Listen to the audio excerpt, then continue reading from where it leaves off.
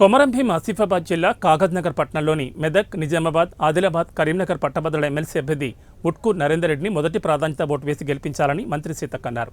పట్టభద్రుల ఎమ్మెల్సీ ఎన్నికల ప్రచారంలో భాగంగా కాగజ్నగర్ టౌన్లోని వినయ్ గార్డెన్లో మంత్రి సీతక్క సమావేశం ఏర్పాటు చేశారు. బీఆర్ఎస్, బీజేపీ పార్టీలు రెండూ ఒకటేనన్నారు. బీఆర్ఎస్ అభ్యర్థులను నిలబెట్టకుండా బీజేపీకి మద్దతిచ్చి బీజేపీ బలపరిచిన అభ్యర్థిని గెలిపించుకుంటే కేంద్రంలో మోడీ దగ్గర మరింత దోస్తీ కుదురుతుందని ఎద్దేవా చేశారు.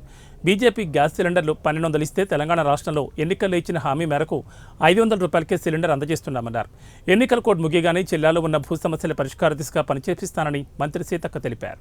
కొమరంభీం జిల్లాలో పట్టభద్రుల సమావేశాన్ని మా జిల్లా అధ్యక్షుడు విశ్వప్రసాద్ గారి అధ్యక్షతన, అదేవిధంగా ఎమ్మెల్సీ దండవిఠల్ గారు, మా ఇన్ఛార్జిగా వ్యవహరిస్తున్నటువంటి ఈ పార్లమెంటుకు వేణుగోపాలాచారి గారు, స్థానిక ఎమ్మెల్యేలు మేమందరం కలిసి ఏర్పాటు చేసుకోవడం జరిగింది.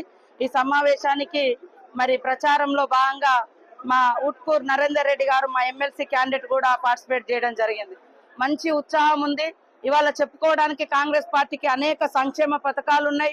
నిరుద్యోగ యువతకు మరి అతి తక్కువలోనే ఈ దేశంలో ఎవరు ఇయ్యని విధంగా తక్కువ కాలంలో 55,000 ఉద్యోగాలు ఇచ్చినటువంటి చరిత్ర కూడా సీఎం రేవంత్ రెడ్డి గారికే దక్కుతుంది.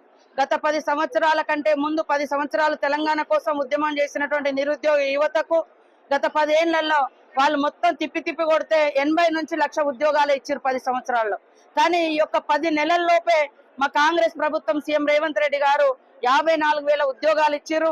ఇంకా కొన్ని నోటిఫికేషన్లు రెడీగా ఉన్నాయి. ఇవన్నీ కూడా ఇవ్వబోతున్నాం. కాబట్టి ఇవాళ నిరుద్యోగ యువతకు